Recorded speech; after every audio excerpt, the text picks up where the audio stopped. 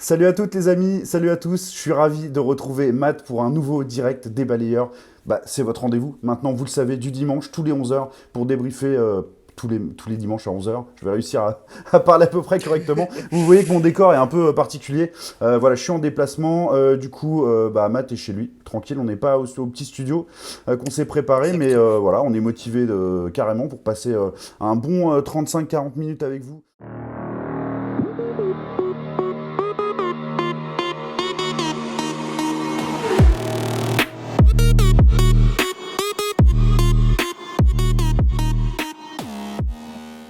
On va parler aujourd'hui de hockey féminin également, Ouais, Sylvain. exactement. Français, Magnus comme s'il vous plaît. d'habitude, hockey féminin français évidemment, de Ligue Magnus, de D1, et puis on va aller regarder aussi un peu ce qui se fait chez nos Frenchies à l'étranger, avec un peu de NHL. Ouais, exactement. Faites-nous un petit coucou si vous nous voyez et que tout se passe bien au niveau son et image, puisque bien sûr, il y a toujours cette petite contrainte technique de faire du live et quand on change de décor, comme c'est mon cas pour cette fois-là, on espère que tout roule. C'est pour ça notamment qu'on n'est pas en direct sur la page Facebook des balayeurs. C'est voilà, c'est tout simplement pour sans rentrer dans les détails techniques, une question de qualité de réseau et de nombre de canaux qu'on peut avoir pour la diffusion du live. C'est évidemment très important. Matt, on attaque tout de suite la Magnus peut-être avec une belle petite page journée 10 et 11 et pas mal de choses à dire justement sur ces deux journées. Oui, oui. Comme tu le dis, on a eu des sacrés résultats. Je pense qu'on peut commencer par parler de Rouen, Sylvain. Ouais, tout à fait, tout à fait. Ouais, on peut commencer à parler de rang et je remercie ceux qui nous font un petit coucou. C'est bon les gars, donc ça veut dire que ça roule. On nous entend et on nous voit, c'est le principal et on va essayer de pas trop dire de bêtises. Alors Rouen, bah oui, Rouen pour un de chute tout simplement. L'équipe était invaincue jusque-là. Il a fallu attendre la journée numéro 11, sachant que Rouen n'a pas joué la 10 puisqu'ils sont en CHL évidemment. La journée numéro 11 pour les voir tomber et face à Chamonix qui est vraiment décidément l'équipe surprise de ce début de saison, troisième solidement installée à la troisième place du classement. Ouais, c'est ça, ils ont battu quasiment tous les gros, hein. Ils avaient déjà fait la surprise à Grenoble en temps réglementaire. Là, ils font la même chose à Rouen. Donc, ils nous font un peu mentir. Enfin, moi, personnellement, ils font mentir sur mes pronos de début de saison. Mais oui, ça doit être une équipe un peu compliquée à appréhender pour les coachs, je pense, parce que elle est assez surprenante, cette équipe de Chamonix, Sylvain. Ouais, absolument. Et puis, pas facile pour Rouen d'enchaîner les matchs aussi. Mais bon, voilà, il y a déjà le petit matelas pour le championnat. Et en plus, il y a un match en moins par rapport aux principaux concurrents. Donc, on reste quand même un leader très solide, pardon. Donc, ça, c'est l'essentiel pour les Dragons, évidemment. On assiste à un championnat qui est complètement passionnant. Je pense le championnat le plus passionnant depuis de belle lurette. En Ligue Magnus, avec, je le regardais pour la journée numéro 11, par exemple, pour vous donner une idée. Trois matchs se sont joués par un but d'écart. Un quatrième s'est même joué au tir au but sur les 6 matchs. Le cinquième, c'est 2 buts d'écart, tout simplement. Et voilà, il y a juste eu un match qui est, je crois, le Grenoble-Marseille, voilà, qui a eu un peu plus de différence, mais c'est tout. C'est des scores spectaculaires, des scénarios spectaculaires, un classement qui Ouais. bouge toutes les semaines. C'est vraiment le pied total, ce début de saison. Ouais, comme tu le dis, des scénarios fous là. C'est vrai que sur cette dernière journée, les scores étaient pas mal serrés. Ouais, Euh, absolument. Il y a eu juste le Marseille-Grenoble où il y a eu un 6-3, mais même là dans le scénario, t'avais Marseille qui menait 3 à un moment. Donc c'est vrai qu'on part vraiment sur un championnat assez sympa à suivre. Cette année, c'est vrai qu'on peut pas réellement donner les vainqueurs une semaine avant. Là, Une image claire, par exemple. Briançon, c'est deux matchs cette semaine très importants pour le classement face à Cergy et face à Nice, et c'est deux victoires. Voilà. Donc le Briançon de l'an dernier, le Briançon des dernières exactement. années qui a été collé en fond de classement, c'est terminé. Ce ne sera pas le cas cette saison visiblement. Et du coup, ils font complètement partie des équipes qui peuvent même jouer une place en playoff, pourquoi pas. Exactement, puis même sur le style de jeu de Briançon, ça a changé aussi. On est sur un jeu beaucoup plus agressif, beaucoup plus porté vers l'avant. Tu sais, j'ai l'impression qu'ils n'ont pas peur de jouer cette année. Je dis pas qu'ils avaient peur les années précédentes, mais tu sais, on avait vraiment un style de jeu où tu misais sur les contre-attaques et puis ça passait ou pas. Là, moi, du peu que j'ai vu, parce que voilà, j'ai pas regardé leur dizaine de matchs, mais c'est vrai qu'on part sur un championnat, en tout cas, qui a un niveau de jeu intéressant et tu vois pas de gros déséquilibre, quoi, par rapport Non, aux non, années non, c'est clair. précédentes. Et puis il y a, enfin, du coup, on parlait de Chamonix, très solide troisième. Il y a un duo de tête qui s'échappe, hein, puisque Angers ne laisse pas grand-chose, ne laisse que des miettes un peu à ses adversaires aussi, qui a recollé juste à un point, mais par contre, Angers a un match de plus, hein, de jouer quand même. Ça fait, faut en tenir compte C'est quand même. ça. C'est ça, ils sont à 11 matchs et Rouen, comme ils jouaient la CHL, sont à 10. Mais bah, Angers, c'est une sacrée armada aussi, hein. Déjà sur le papier, on l'avait remarqué, nous, avant que la saison commence. Moi personnellement, je crois que je les avais placés deuxième.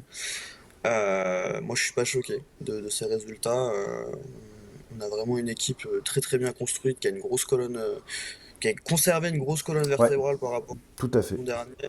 Euh, Ils se sont que améliorés. Ils ont, bah, par exemple, Brody Reid là, qui jouait Reed et Maotri, c'est vraiment super recrue, quoi. c'est très, très fort. Très très fort les deux. Personnellement, je suis pas choqué de les voir à cette seconde place et je suis pas sûr qu'ils vont rester très longtemps derrière. Ou en tout cas, cette seconde place leur convient pas Bah, mal, une je belle pense. bataille s'annonce, hein, une belle bataille s'annonce en haut de classement, d'autant plus que bah, Rouen, la CHL, ça va se terminer, hein, puisque Mm. c'est pour faire un peu une mini transition. Après, on finira évidemment à parler de Magnus, parce qu'on a encore un certain nombre de choses à dire dessus, sur notre passionnant championnat d'élite français. Mais en Magnus, Rouen a perdu, alors d'un but seulement, c'est un peu dommage, contre les Allemands de Mannheim. Mais par contre, quand on voit les stats, il y a un peu moins de regrets, on peut dire maintenant. Ouais, ouais, ouais. Ouais, les Allemands ont tiré plus de 2 fois que les Rouennais. Plus Je de deux crois fois qu'on est plus, à un ouais. truc Ouais. comme 40, 40, 46-17. c'est ça, Comment? 46-17, je crois. Non, mais donc, ouais, il y a une large 17, domination. 17 tirs, 17 tirs sur 3 tirs, c'est dur, hein. C'est vraiment, Ouais, c'est c'est ça. vraiment Puis, compliqué, ouais. je crois que dans le dernier, Rouen ne cadre que 4 fois. Donc, oui, parce que voilà, les Oui, tirs c'est au des rappel, tirs, oui. c'est des tirs. Ouais, ouais.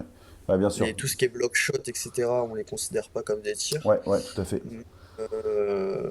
Mais en tout cas, de ce qu'on voit sur le papier, ça avait l'air d'être un match compliqué côté rouennais, mais ils ont réussi à être réalistes. Mais j'ai l'impression que pendant toute cette campagne de CHL, ils ont misé sur ce réalisme-là, Sylvain.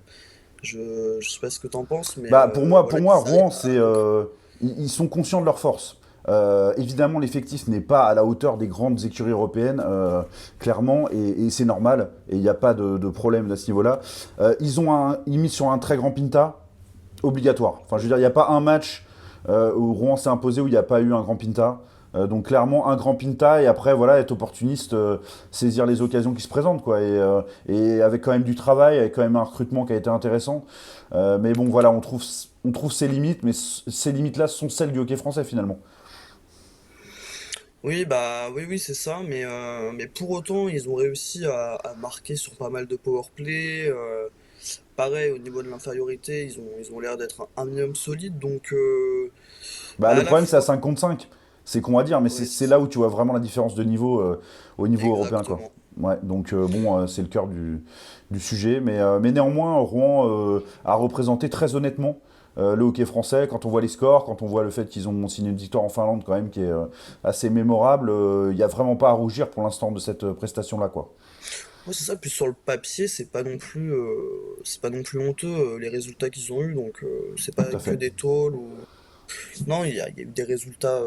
En tout cas, voilà, sur le résultat brut, c'était serré, mais après, oui, si on va regarder le fond du match, quand on regarde les tirs par exemple, ou juste les séquences à 5 contre 5, on voit qu'il y a quand même un écart entre la Magnus et les autres top ligues européennes.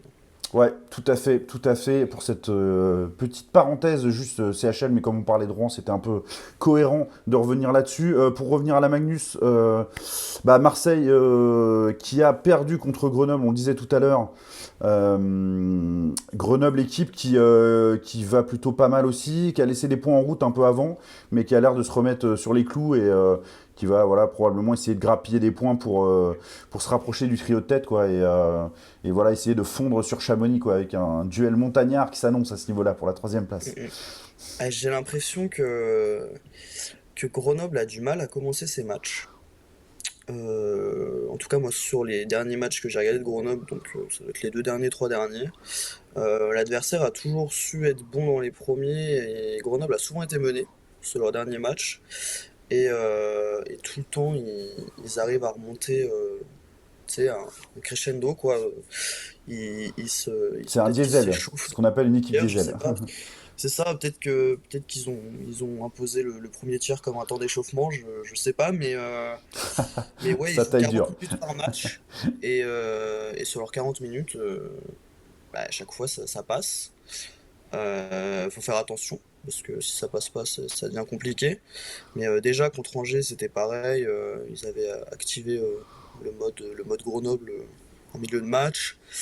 Briançon, c'était pareil. Il y a 2 semaines, premier tiers, Briançon mené et franchement, c'était un beau jeu. Et puis là, bah Marseille, c'est pareil. Hein, fin du premier tiers, 3-1 pour Marseille. Ah ouais, ouais, à ce moment-là, ouais, on pouvait penser que C'est ça. les Spartiates s'en sortaient avec Pour la les deux victoire. équipes, je pense que c'est aussi compliqué. Parce que quand tu mènes 3-1 comme ça à Grenoble, faut que tu arrives à rester concentré Ouais, également. jouer comme à Parce que 0-0, c'est pas évident, ouais, c'est effectivement. Ouais. ça, c'est le plus dur, je pense, parce que faut pas non plus que tu entres dans une euphorie non plus, surtout côté marseillais où bah, t'es promu, tu vois que tu commences bien ta saison, t'arrives à mener contre Grenoble, donc tu peux être rêveur, mais la réalité est vite arrivée Ouais, et surtout qu'on sait que Grenoble. les grosses écuries dos au mur, bah, elles envoient le paquet, quoi. Donc du coup, il y a une forme de c'est maintenant ou Exactement. jamais, et là, il faut supporter la vague. Et effectivement, ça a réussi en l'occurrence, sur ce match-là, aux C'est ça, Grenoblois qui, voilà, ouais, puis Grenoble a des joueurs d'expérience Ah, aussi. absolument, ouais, tout à fait. Là où Je suis bien Marseille a d'accord. peut-être une équipe un peu plus axée sur la jeunesse. Donc voilà, après le match devait être très intéressant à suivre. 6-3 avec Ouais, un ouais, très fort. ouais. Et globalement, hein, la Magnus, des beaux scores, des matchs passionnants. On le dira jamais assez. C'est vraiment top ce qui se passe Je pense cette que année. ça doit être très rare à raconter les matchs où on s'ennuie en Magnus, Sylvain. Ouais, ouais, complètement, complètement. Il y a des supporters qui s'inquiètent un peu. On peut le comprendre. Ce sont ceux de l'Ormadi. Mais Anglette a gagné sa première victoire en temps réglementaire et n'a perdu, mais que d'un but contre Angers.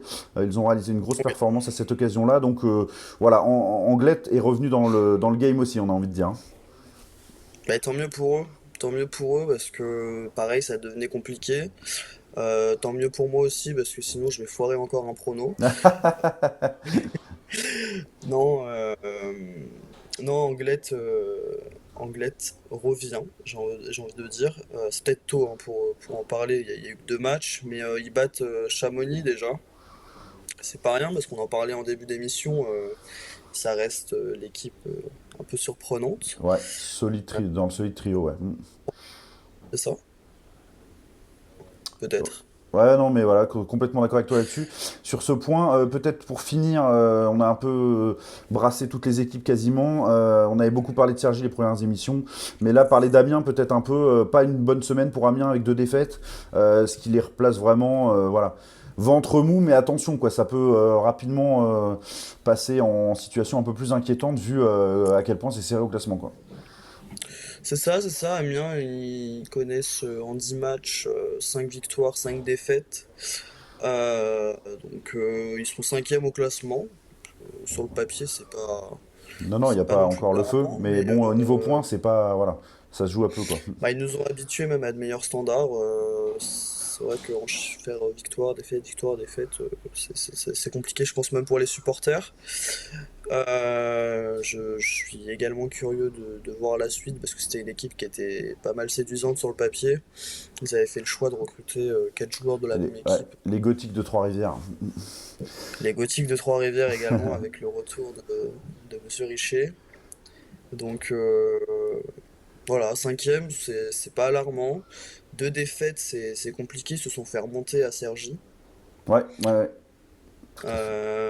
Et puis la deuxième défaite, elle est contre Marseille, à Marseille. Et petite anecdote d'ailleurs, durant ce match, il y avait Benoît Paire et Valentin Rongier Oui, absolument, ouais, j'ai vu qui la étaient. vidéo, ouais. Et voilà, c'est très sympa ce type de rencontre entre athlètes. Et ils ont assisté à un très beau match puisque Marseille, je sais pas si on peut parler de surprise au vu de leur début de saison, mais a battu Amiens 3-1. Non, non, Marseille qui fait tout à fait, qui fait très bien le travail dans ce début de saison pour l'instant. Donc pas d'équipe qui est complètement larguée et en même temps voilà, un vrai championnat qui est haletant et qui nous emmène. Voilà, donc c'est très extrêmement dur de pronostiquer les matchs. Bon courage à ceux qui avaient l'habitude de pronostiquer la Magnus où c'était quand même relativement évident la plupart du temps. Là, c'est pas le cas du tout. Donc voilà, super championnat de Magnus. Le championnat élite féminin aussi, lui a repris depuis voilà, quelques semaines, hein, les premières semaines de championnat. On voulait vous en parler un petit peu, puisque notamment il y a une nouvelle formule qui est mise en place, avec un double aller-retour pour qu'il y ait un peu plus de matchs. Et ça c'est bien, et parfois les équipes en profitent, comme c'était le cas pour Tours en déplacement en Occitanie, pour faire deux matchs, un samedi, un dimanche, et voilà, comme ça multiplie le nombre de matchs. Il y en a bien besoin pour l'élite féminine pour faire progresser et petit à petit le niveau global du hockey féminin français. Et puis je pense que c'est aussi plus avantageux économiquement pour elle d'avoir fait ces deux matchs sur le même week-end. Ça évite de refaire le fameux trajet tour. Je sais pas Ouais, où joue Occitanie, peut-être Montpellier, je sais pas. Mais, euh, mais oui, oui, nouvelle formule, tant mieux. Tant mieux pour le développement du hockey féminin en France. Nouvelle formule avec pas mal de nouvelles équipes, Sylvain, ouais, également. ouais, ouais, ouais. Des nouvelles équipes Donc, et certaines avec un voilà. logo. Ça nous permet de dire que si vous ne l'avez pas vu, Certaines avec un logo. c'est ça. Venez surtout voir sur notre chaîne YouTube. On s'est amusé à faire une tier list de l'ensemble des logos du hockey français. Et là, c'est la première partie qu'on a dévoilée avec Matt. Donc allez voir ça. Il y a des logos du hockey féminin. Bah, tous les logos de l'élite, en fait, du hockey féminin, hein. On les a tous mis dedans. Donc voilà. Il y en a une partie qui est déjà dans la tier list qu'on a faite sur les logos français. Oui, exactement, exactement. Donc on peut citer Nantes. Je pense que ça doit être la première fois qu'ils engagent une équipe en championnat féminin. Ouais, ouais, ouais. On avait jugé celui de Flandre. Marseille, celui de Flandre. Ouais. Ouais, ouais, ouais, Flandre. Oui, il y a Marseille aussi qui a lancé son équipe féminine. Mm. Donc aussi c'est intéressant parce que voilà, vous avez beaucoup plus d'opportunités de suivre le hockey féminin puisqu'on a plus de clubs maintenant. Ils sont plus un peu resserrés parce que c'est ce qu'on avait un peu au niveau du centre avec les équipes parisiennes, Tours et puis quelques équipes ouais un peu partout. Mais là il n'y a plus trop d'excuses hein, Sylvain pour pas suivre le hockey féminin. Non, il y a des matchs On a- intéressants. On a noté, c'était je crois le premier match de la saison tout court, un Neuilly-Amiens qui a fini à 4-3. Donc match Mm. serré intéressant. Voilà, après il y a des débuts, c'est normal, hein, au début on se rôde, faut un peu se heurter à ce niveau-là. Donc Nantes qui a lancé, comme tu le signalais, Ouais. sa première équipe féminine qui perd 11-0 contre Bordeaux-Anglette. Mais voilà, c'est un peu le baptême du feu, c'est normal pour ces équipes Oui, qui se bah créent. c'est les débuts, hein. Il y a une hétérogénéité des niveaux qui est quand même assez palpable pour l'instant, mais le but avec ce nombre de matchs, c'est de faire justement grimper le niveau général. C'est très très important pour l'image du hockey féminin français que ça soit le cas. Petit point peut-être sur les deux poules, avec Ampoula Evry-Viry qui a gagné ces deux matchs, donc qui avec 6 points est en tête. Alors Evry-Viry, voilà, pour vous citer quelques noms de joueuses qui sont internationales ou qui l'ont été, c'est Léa Parment, c'est Emmanuel Passard et c'est Shana Casanova par exemple. Donc bien aussi d'avoir des internationales ou ex-internationales jouer dans le championnat de France. On sait que la plupart, hein, toutes nos locomotives jouent à l'étranger et c'est bien normal car le niveau est supérieur. Mais c'est bien d'avoir aussi voilà, des noms de filles comme ça qui ont porté le maillot bleu ou qui le portent encore dans le championnat français. Et côté poule B, ce sont Tours et Bordeaux-Anglette qui sont en tête pour l'instant avec 6 points également. On peut parler par exemple pour Tours de l'arrivée de Léa Avillot, hein, qui est pour le coup vraiment en ce moment Exactement. même convoquée avec l'équipe de France. Et puis pour citer une joueuse de Bordeaux-Anglette, Lisa Sedel par exemple. Ouais. Je pense que ça me Et, paraît opportun. c'est ça qui joue avec Anglette aussi en U17 Elite. Donc ouais ouais c'est des joueuses de qualité quand même en France. Donc comme tu l'as dit, il y a des anciennes internationales, actuelles internationales avec Léa. Donc tout est bon pour le développement du hockey féminin français. Vu les réformes, à mon avis, c'est même pas à mon avis, c'est certain, on souhaite le développer, ce hockey féminin français.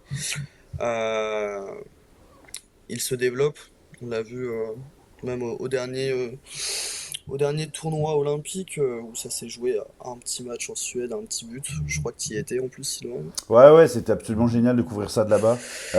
Encore une fois, bah, dans la grande tradition du hockey français, on est tellement frustré de passer à chaque fois à un but près, de louper les JO. Là, j'espère que le rendez-vous sera bon la prochaine fois. Mais en tout cas, c'était super de vivre ça. Alors, dans des conditions particulières, hein, parce que c'était pendant le Covid encore. Et du coup, on n'avait vraiment pas accès facile aux joueuses, etc. Donc, c'était un peu dommage pour travailler. Mais bon, en tout cas, elles ont fait un super taf là-bas. Et ça s'est joué à vraiment quelques détails simplement, et c'était fort parce que le hockey suédois Mm. féminin est quand même largement supérieur hein, de manière générale. Donc ouais, c'était un Ouais. bon ancrage pour le niveau français, une vraie référence. T'as vu passer le commentaire peut-être Il y organisation d'un a, match féminin à Cergy.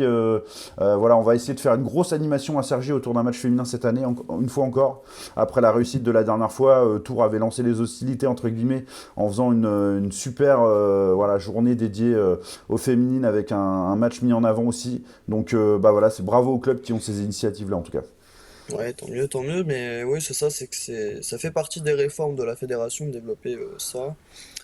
Des nombreuses réformes, hein. Il y a eu aussi un certain remaniement dans les équipes Jeunes France, au niveau des coachs, etc. Donc ouais, il y a vraiment une volonté de développer.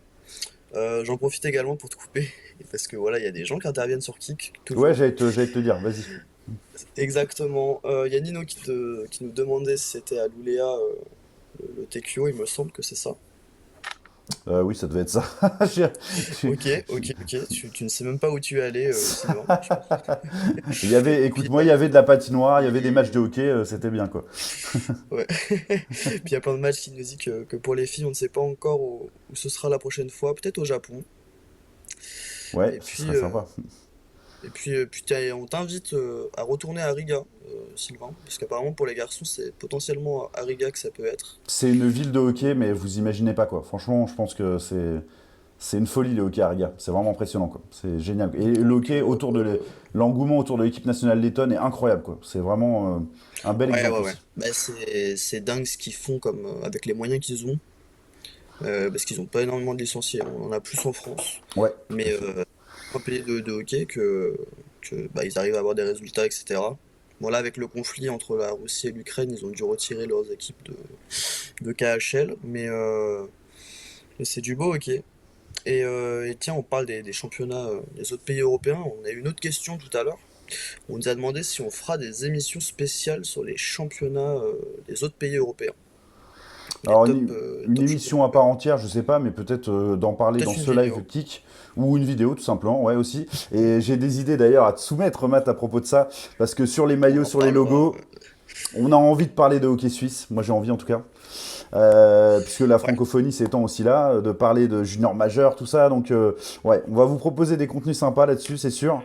Donc voilà, on peut pas, on essaye de balayer un maximum l'actu du hockey, mais on s'attache et s'accroche quand même aux joueurs français et francophones en priorité, surtout français, parce que voilà, on est fiers aussi de notre hockey français et de ce qui s'en développe. Et aussi, C'est sûr.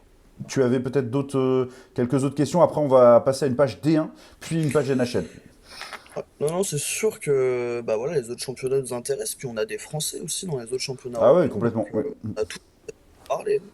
Surtout en Suisse où il y en a pas mal qui font Ouais, rien que leur formation. on en a en Europe de l'Est maintenant aussi, quand même, quelques-uns. On parlait Ouais, du il y a des Hanoviteux Suisses, dans la dernière mission. Ouais. ouais, avec Valentin Clairaut.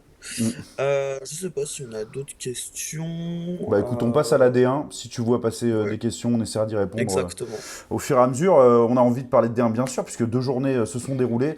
Le rythme est un peu moins intense qu'en Magnus, mais ça va un peu changer l'an prochain avec l'intégration d'équipes supplémentaires. On en a parlé lors de la dernière émission. Allez voir notre dernière émission et notre dernier live si vous voulez entendre un peu parler de cette nouvelle formule, en tout cas qui se précise, et surtout ce nouveau nombre d'équipes, hein, puisqu'on va passer à 16 équipes en D1. Donc journée de D1 avec la confirmation d'une chose, c'est que Brest n'est pas l'équipe plus faible qu'on imaginait, bien au contraire, puisque les Brestois sont allés tout simplement gagner sur la glace de Dunkerque, un des favoris annoncés de ce championnat, hein, avec Épinal, avec peut-être Caen et Nantes. Donc voilà, grosse impression faite par cette équipe de Brest qui jouait deux cadors dès le début de saison et qui était allé gagner ces deux matchs. Bah, ils ont. Alors, Je vais pas dire qu'on n'est pas d'accord. C'est vrai que c'est loin d'être l'équipe qu'on imaginait, mais il s'appuie surtout sur un énorme gardien. Ouais. Je vais aller plus loin, je crois qu'en 2 matchs, il a déjà dépassé les 80 arrêts. Ah non, c'est phénoménal, hein, on est d'accord, hein. C'est la clé du succès pour En fait, l'instant. Brest a un gros gardien qui jouait à Chambéry l'année dernière, Zigaz Bogosek, là. Et Kogosek, je crois. Ouais. c'est incroyable parce qu'en fait, ils arrivent à avoir une solidité défensive, même en infériorité numérique, où bah, vraiment ils sont très très forts. Et ils jouent extrêmement bien leur contre. Et actuellement, bah, voilà, ils sont à 6 points et ça fonctionne. Mais ils encaissent. Ils subissent énormément de tirs côté Brestois. Donc là, je sais pas si c'est un manque de Bah, en tout finition, cas, ça pourra. Enfin, eux qui le créent. il pourra pas y avoir 45 arrêts par match toute la saison, quoi. Enfin, clairement, ça Ben paraît c'est ça en compliqué, quoi. fait, c'est que là sur les 2 premiers matchs, ça va, ils les sauvent, mais je doute que leur gardien arrive à leur offrir 26 victoires. Mais ils mettent des pions aussi, hein, parce que c'est bien beau d'avoir un gardien. Ils Ouais, en c'est mettent quand sûr, même. c'est Mais des en mettre pions, 5 c'est à pas mal. Dunkerque, c'est costaud, hein. Ouais. Donc il y a aussi un réalisme qui est quand même certain. Il y a une équipe pour qui ça va pas très bien par contre sur ce début de saison, qui voilà, a besoin de retrouver ses marques, c'est Meudon, qui a concédé une deuxième défaite après de la première journée qui était assez lourde déjà. 5-0 à domicile face à Chambéry, c'est ça? Exactement. Ouais, Ils avaient déjà perdu 8-1 contre Strasbourg à l'extérieur. Et ces deux résultats, je pense, sont synonymes du niveau de la D2 par rapport à la D1. C'est vrai que Meudon, ils sont montés, c'est ils ont marrant parce que prolongé c'est une pour équipe qui en plus en pré-saison fait souvent des très bons résultats contre des D1.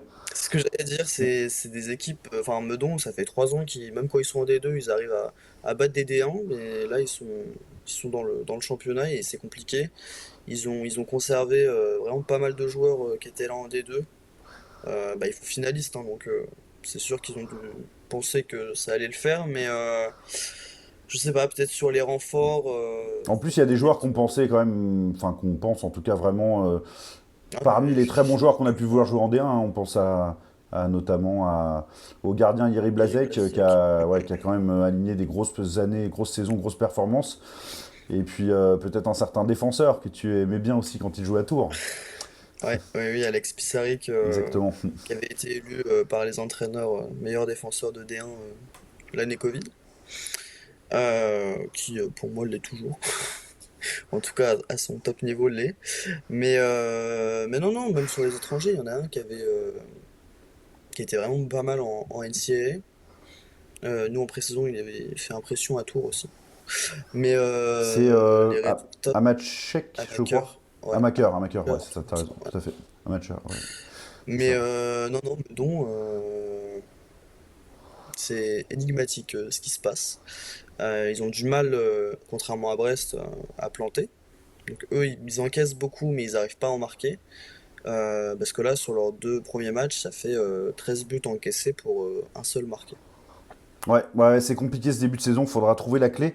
Parce que clairement, il y a possibilité avec cet effectif-là quand même de se grimper au niveau de la D1, hein. Donc on pense qu'ils en sont tout à fait capables, les Comètes, mais pour l'instant c'est un peu compliqué.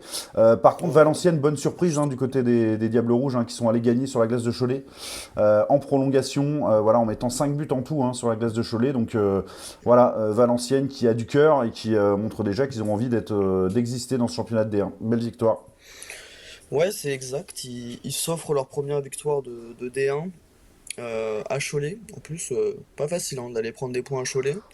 Ils le font ils le font au tir au but. Et, euh, et c'est vraiment sympa. C'est Jérémy Côté, je crois, qui marque non, pas au tir Il au a, but, en il, prolongation. il a mis 2 buts et je crois que en fait, le scénario de match, c'est une égalisation assez tardive, non, de Valenciennes. C'est eux qui marquent le dernier but, je crois. Est-ce que c'est pas Ouais, un de leurs deux Russes, celui qui était déjà l'an dernier, Altibarmakian ou c'est ça? Altiparmakian. Ouais, Ouais, c'est ouais, ça. ouais. Ouais, super Qui est joueur. un super joueur. Mm. Vraiment très très content de l'avoir avec nous en D1. Ouais, c'est marrant parce Très qu'après très le match sympa. de Tours contre Cholet, j'en parlais avec Julien Pion du fait que je trouvais que c'était vraiment un joueur très intéressant. Et ben tu vois, du coup, il Ouais, s'est mis en valeur avec ses coéquipiers là sur ce match-là. Ouais. Bah, j'espère qu'il avait pris des notes. Parce que oui, Bon, je c'est... m'en vante que quand je donne des bons conseils, hein. Sinon, tous ceux que je rate, j'en parle pas.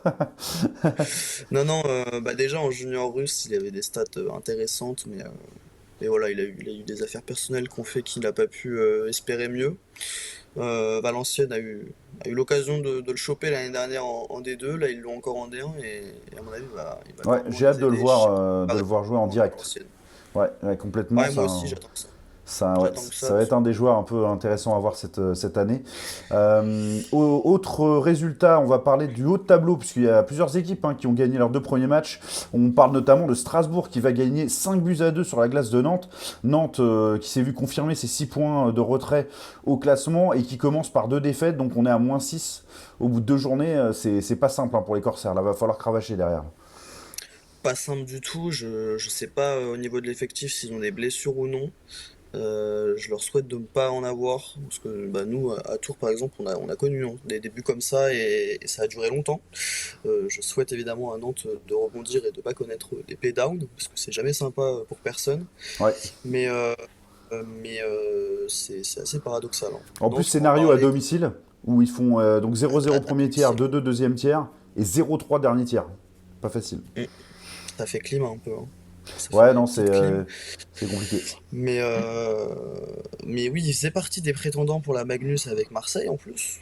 Ils avaient construit un effectif pour. Il y a des vraies références dans l'effectif, hein. Michael Louba, qui est l'un des meilleurs gardiens de D1. Oui, absolument. Ouais. Mia Loutke, qui est pareil, peut-être le meilleur attaquant de D1. En tout C'est un bon cas, dans le top attaquant. Ouais, 3. c'est un bon attaquant. Ouais. Moi, je le considère dans le top 3. En tout cas, c'est vrai que côté Épinal, c'est pas mal aussi. Ah oui, oui, Mais, oui. euh, mais non, non, ils ont bien construit, ils ont des bons Français. Je ne saurais expliquer ce qui ne se passe pas pour Nantes. Je pense même que Plan de Match va le confirmer, mais même eux, dans leur camembert, Nantes est gagnant à chaque fois, donc c'est pas un problème d'effectif, ou alors c'est que sur le papier c'est beau, mais ça matche pas, c'est possible aussi. En tout cas, petite Euh, info, les balayeurs, je crois pas que ça a été officialisé encore, mais j'ai pas regardé ce matin pour tout vous dire. Il va y avoir un retour et un recrutement du côté de Nantes qui va faire très plaisir aux Corsaires, qui devrait densifier la défensive. Voilà, voilà, je d'un pense joueur qu'on sait français. tous de qui tu parles, et on ne citera pas de nom. Voilà, donc On ne citera pas suivez de nom, ça. vous Et l'avez. ça devrait vraiment aider quand même Le à départ a stabiliser été l'équipe. officialisé en tout cas. Voilà, bon bah Le voilà. départ est officialisé. Donc faites vos petites recherches, mais à mon On- avis vous pouvez trouver assez facilement. Ce que vous pouvez voir aussi, c'est que le gros choc de la journée, celui qu'on attendait, c'était le Épinal-Caen, que Caen a mené, mais que Épinal a fini par trouver une solution pour gagner. Épinal sera vraiment l'équipe à battre cette année, c'est très très très costaud. Oui, bah Épinal, j'ai envie de dire, c'est juste la poursuite logique de l'année dernière. Nous, on a pu assister en pré-saison à un tour Épinal et on a clairement vu que Épinal il avait un niveau de jeu, c'est de l'élite D, hein. Voilà, la Franchement, qualité d'exécution est incroyable. Moi, enfin, moi, franchement, tu mets Épinal en Magnus, je pense qu'ils se prennent pas des tôles. Je vais pas dire qu'ils vont se qualifier en playoff ni rien, mais franchement, en bas de tableau, je pense que ça arrive à en concurrencer tout avec cas, certaines équipes. sportivement, ils ont vraiment, ils sont prêts à passer le cap en ajoutant quelques recrues bien senties. Ça devrait pouvoir faire une équipe de Magnus, quoi. Ouais, Pas de problème. il y a pas une totale refonte à faire, hein, s'ils sont Ah non, implantés à non, non, c'est Magnus. vrai. Il y a puis enfin, le jeu en lui-même est hyper plaisant à suivre, quoi. T'hallucines en fait quand tu passes ton week-end de D1 à affronter une équipe, je vais pas dire banale, mais normale de D1, et puis que le week-end d'après tu vois Épinal arriver chez toi et tu vois ce qui se passe et les qualités d'exécution, et que les gars, t'as l'impression que ça fait 10 ans qu'ils jouent ensemble. C'est Non, c'est- il y c'est a un assez fou travail, ce que il fait. y a un fantastique travail qui est fait, et puis des moyens de mis et un recrutement extrêmement judicieux et intéressant Ouais, et du puis côté ça, c'est une d'Épinal. équipe qui a de la profondeur en plus, donc Ouais, tout à non, fait. non, Épinal, c'est. peut-être l'un des ou le grand favori Le de grand D1. favori pour moi, il n'y a pas de questionnement. Bah, pour moi, il y a vraiment zéro questionnement aujourd'hui. C'est Ouais, le moi non grand plus. favori du championnat de D1 pour conserver son titre. Voilà, donc ça va être intéressant de voir ça. On peut souligner aussi et féliciter le Mont Blanc qui a commencé par 2 victoires à son championnat. Voilà, très très bon début de saison du côté des Yeti. Donc voilà, mission accomplie pour se lancer parfaitement dans ce championnat. Voilà, ce qui n'est pas le cas d'une équipe comme Neuilly qui a 2 défaites, hein, si je ne m'abuse, dont celle 1-0 contre Tours, mais alors défaite 1-0, mais avec un nombre de shoots très nettement à l'avantage des Tourangeaux. Donc voilà, un match un peu compliqué pour 48. les Nocéens. Ouais, ça doit être 48-24 ou 48-28, un truc comme ça. C'est très rare, hein. Les 1-0 dans le hockey, Ouais, c'est le complètement. plus petit. Et blanchissage Mais à l'extérieur, c'est costaud, hein. ouais, gagner 1-0 à l'extérieur, c'est très très rare. Neuilly, en plus, on connaît la patinoire de Neuilly, Sylvain. On sait à quel point c'est Le compliqué. traquenard. Ah ouais, non, non, mais même les joueurs entre eux se le disent quand ils arrivent à Neuilly que c'est c'est une atmosphère particulière en fait. Quand tu arrives à Neuilly, tu sens que Mais j'ai un souvenir quand ça va même être par rapport compliqué. à ça. Pour l'anecdote rapidement, c'était le premier match en D1 des Remparts de Tours à l'extérieur, donc à Neuilly pour commencer le championnat. Neuilly puissance hein, de D1. À l'époque, le coach nocéen était Franck Spinozzi, le coach actuel Ouais, des Remparts de Tours d'ailleurs. Et c'est Jérôme Pourtanel qui était le coach de Tours, qui était l'ancien coach de Neuilly. Et le gardien avait changé, vraiment l'officialisation avait été faite la veille avec un gardien que tu connais bien aussi qui s'appelle Philippe Cubis, qui était vraiment très apprécié du public de Tours, très spectaculaire, un gardien vraiment évidemment. superbe à avoir joué et qui avait fait un grand match là-bas. Tours avait fait un grand match et était allé s'imposer pour ce premier match. Voilà pour la petite anecdote. En passant et peut-être clore cette page de D1 si ça te va, Matt, et passer à la NHL rapidement. Bon, on a parlé de tout le monde, Bah, je pense. bah voilà, on a parlé de Strasbourg, Oui, mais non. Bah oui, oui, sans si on a détail. fait Mais tous les matchs, donc oui. ouais. Mais oui, oui. Strasbourg, Bah juste voilà, un la petit D1. mot, qui n'est pas sportif. Ils ont travaillé sur la confection d'un maillot éco-responsable avec une entreprise qui s'appelle Nolt. Et c'est à souligner. Excellent Voilà, très belle particulier. initiative. Donc bravo à ça. Ça a été porté notamment par 2 joueurs. Et des anciens joueurs de Tours d'ailleurs aussi qu'on connaît bien, qui sont Timothée Franck et Thomas Georgi, qui ont cette charge Ouais. à Strasbourg que de développer des projets comme ça. Voilà, pour agrémenter l'image du club et puis avoir des projets qui ont du sens. Donc bravo à eux d'avoir mis en place ça et lancé ça, aller voir ça. Ils ont communiqué pas mal dessus, donc voilà. Et alors peut-être que je dis une grosse bêtise, mais je vais la lancer. Je crois qu'ils veulent même faire des équipements en matière recyclée. Ah bah ouais, ce Donc serait excellent. Moi j'étais vraiment sur le maillot pour l'instant, mais ouais, pourquoi pas. dans l'écologie, je sais plus où j'ai vu passer ça, mais en tout cas c'est le premier club à le faire, hein, ces maillots recyclés comme ça. C'est fait au Portugal, je crois. Et tant mieux, hein, on les félicite pour ça parce que bah, c'est vrai que l'écologie, on en parle vraiment pas mal, surtout avec le hockey où bah, parfois on est obligé de fermer nos patinoires pour des raisons, bah voilà. Ouais, ça me fait penser aussi à. C'était. Et c'est enfin, c'est totalement gratuit hein, ce que je vais dire, hein, que je les connais même pas. Mais qu'il y a Green Stick qui est une boîte aussi qui. Bah, vous pouvez envoyer vos crosses et vos bâtons cassés là-bas. Ils les réparent et ils les remettent en fonctionnement. Et vous pouvez acheter voilà, des crosses qui sont. Réhabilités en fait, qui sont réparées et tout à fait fonctionnelles derrière, donc c'est aussi une super démarche que je trouve qu'il faut mettre en avant. Bah, il faut, hein. Il faut. Donc, bah voilà. Je pense qu'on en a fini pour la Ouais, D1, mais complètement, complètement. Et pour le hockey peut-être français de manière générale, mais positif. pas nos hockeyeurs français par contre, puisque Non. on va parler avec beaucoup de plaisir, notamment de Alexandre Texier, hein, le plus grand talent du hockey français actuel, le jeune Alex Texier qui est sur le premier trio à Columbus. Avec, s'il vous plaît, Patrick Lainé et Adam Fantilli, c'est le top, hein, c'est ce qu'on lui espérait au vu de la pré-saison, qu'il soit associé à ces 2 superbes joueurs, un joueur installé de Magnus, de NHL, et puis un jeune qui promet énormément. Donc voilà, c'est très très bien pour Texier cette situation. Une victoire, une défaite pour Columbus, donc on commence plutôt pas trop mal la saison. Ouais, j'ai un peu regardé moi les réactions américaines vis-à-vis du line-up. C'est vrai que les fans étaient assez surpris de voir Alexandre sur le premier bloc. C'est vrai qu'il remettait pas en cause, mais il se questionnait quand même sur la production offensive que pouvait avoir Alexandre Texier, parce que voilà, on le rappelle, la première ligne, c'est la grosse ligne offensive où on va aller chercher le plus de buts, le plus de points possible. Et ça faisait un petit peu débat par les fans cette nuit. Euh, Il y en a qui mettaient quand même en avant ses qualités physiques, hein, le fait qu'il aille beaucoup vers l'avant, qu'il n'hésite pas à en donner. Sa ligne a marqué ce soir. Patrick Lane a marqué. Lui, il a pas d'assist, mais c'est tout comme.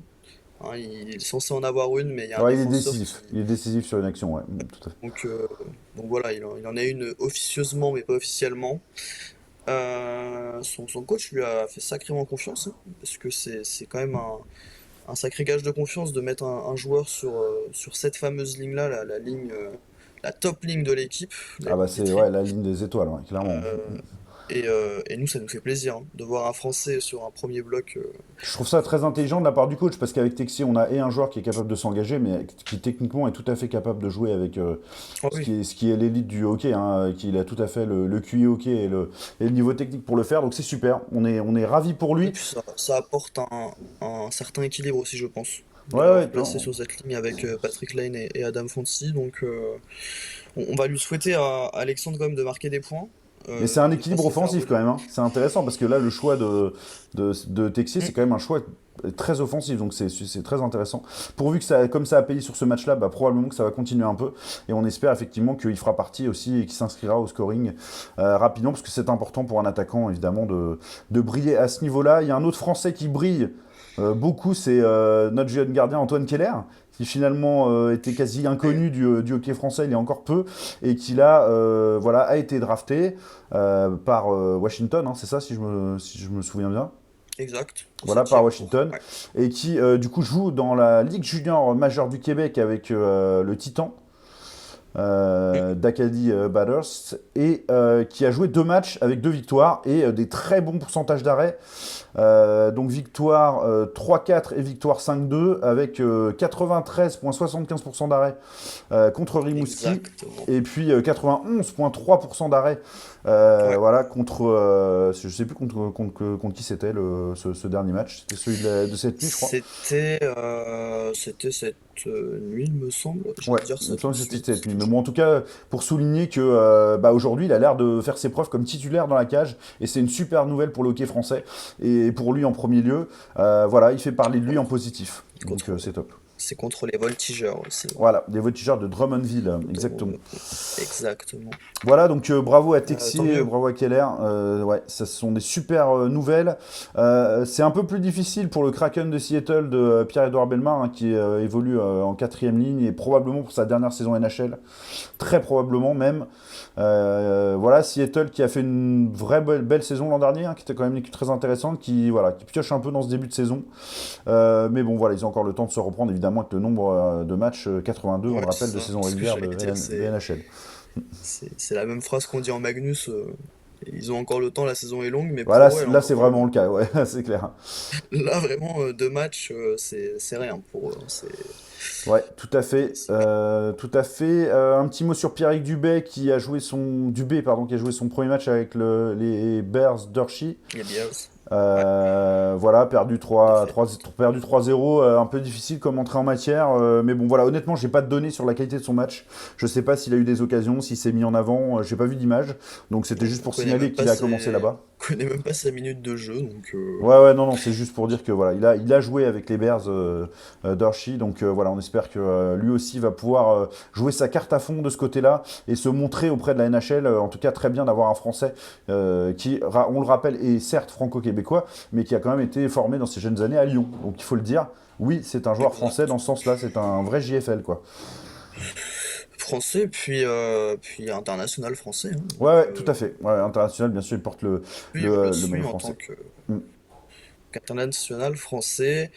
On va attendre aussi, hein, Sylvain, parce que là pour l'instant ça n'a pas commencé, mais la East Coast, parce qu'on a aussi Ouais, des Français ouais, là-bas. tout à fait. Ouais, ouais, ouais, bah, bien sûr, ouais, on va Donc, regarder donc, particulièrement cette année. je pense que on va vraiment la suivre cette année, cette saison-là. Sur nos Frenchies, je sais pas si on a d'autres choses à ajouter, moi je voulais peut-être vite revenir sur Keller. C'est vrai que il est pas très connu du monde du hockey français. Et puis il a aussi un nom à se faire là-bas, hein, Bah, parce bien sûr, que bien sûr. c'était un peu la draft surprise. Il a eu la chance que il y a un ancien joueur des Capitals qui soit scout maintenant en Suisse et qui ait pu assister à quelques de ces matchs et puis qu'il ait pu retenir son nom. Et puis là, pour l'instant, il prouve que ça a été un bon choix. Il arrive à sortir des belles perfs. Là, il a enchaîné 2 matchs. Fleming, lui, est un peu plus en situation compliquée, donc qui tente de lui piquer la place. C'est ce qu'il faut. Là, pour l'instant, il y Ça a va une être un long alternance combat, entre les hein. deux, C'est mais tellement long là, une saison de junior majeur aussi. Mais en tout cas, on est très content de son début réussi, c'est top. très très content. S'il arrive à se faire un nom, on sera content parce que un gardien français à l'étranger, comme ça, en Amérique du Nord en plus, Et puis c'est un sacré défi pour. je sais pas ce que tu en penses, mais moi j'aimerais beaucoup voir un duel Oui, entre un certain Connor Bedard et un Antoine Keller. Ce serait quand même assez sympa pour nous, ça serait incroyable. Connor Bedard, la méga star, future star attendue en NHL, qui est à 1 point par match. Donc il fait le boulot. Chicago, ça va plus ou moins, ne gagne pas tous ses matchs, mais lui il est là au rendez-vous. Donc voilà, début réussi pour lui, hein, en tout cas. ouais, ouais, ouais, Connor Bedard, bah voilà, il y a toujours la pression qu'il a depuis des années de prouver parce que c'est la future star. Je sais même pas si on peut pas parler de star actuelle. Ah oui, c'est une star, hein, tout à fait. Euh, Ouais. et puis, bah voilà, c'est ses premiers matchs en NHL. Pour son premier match, d'ailleurs, il a pu être au face-off face à son idole, Sidney Sid Crosby. the Donc, c'était des Kid. belles images. Et puis, bah, il est à Très un beau point par match. match, hein. Il a fait une passe décisive sur ce match-là. Bah, c'est bien que tu fasses la transition avec Pittsburgh, qui a en tout cas un power play all-star cette année, avec l'ajout, on le rappelle, du Suédois Eric Karlsson, à une équipe qui comptait déjà Yevgeny Malkin, Chris Letang et puis bien sûr Sidney Crosby. Donc voilà, la tête du power play est quand même assez incroyable, qui s'en est bien servi pour gagner Il son y a dernier pire. match avec deux buts marqués sur le power play. Donc voilà, ils sont bien au rendez-vous. Et puis surtout, pour finir, on va finir sur cette note-là pour ce qui est de notre émission, de mettre en avant Las Vegas, qui a enchaîné 3 victoires sur le score de 3-1, d'ailleurs, je crois les Ouais. 3, qui 4 ans. confirme que 4-1, pardon, qui confirme vraiment Ouais, qu'il faut ouais, compter ouais. sur eux, quoi. Ouais, les champions sont encore en feu. Voilà, c'est tout nouveau, hein. Ils ont présenté la coupe cette semaine, donc bravo à eux. Et ils sont en train de montrer que ça va être dur, dur, hein, de gagner contre eux. À mon avis, ils vont être larges côté division en termes de points. Ils vont dominer sans problème. Une équipe de qualité, hein. Moi, Jack Eichel, j'adore personnellement. Ah, Jack Eichel, ouais, c'est un bon joueur, hein. Non, non, c'est sympa. Pour parler de lui précisément, il n'y a pas beaucoup qui ont tenté le deal parce que bah voilà, on a su qu'il avait une grosse blessure et ils ont tenté le pari Vegas et ça a fonctionné puisqu'ils ont été champions avec lui. Mais non, non, Vegas, à mon avis, ça va faire partie encore une année des prétendants au titre sans problème. Exact. Voilà, note finale. On vous remercie toutes et tous de nous avoir suivis. N'hésitez pas à voir la chaîne YouTube des balayeurs, puisque et dès mercredi, il y en aura une nouvelle. Vous aurez une vidéo chaque mercredi, plus fun, plus détendue, plus voilà, marrante en tout cas sur le hockey, où on se prend pas la tête, mais on fait des petits classements des tops et tout ça. Et puis des jeux avec Mathéo. Donc voilà, venez voir ça. Ouais, ouais, ouais. Suivez-nous sur nos réseaux, TikTok avec quelques belles réussites, parfaitement gérées de main de maître par Mathéo. Donc c'est top, ça part bien aussi de ce côté-là. Donc un immense merci pour votre soutien. Et puis voilà, on se retrouve mercredi et puis après dimanche prochain pour un nouveau live. Merci Matt. Ouais, ouais, oui. Merci à toi, Sylvain, et on leur souhaite un bon dimanche à tous. Salut.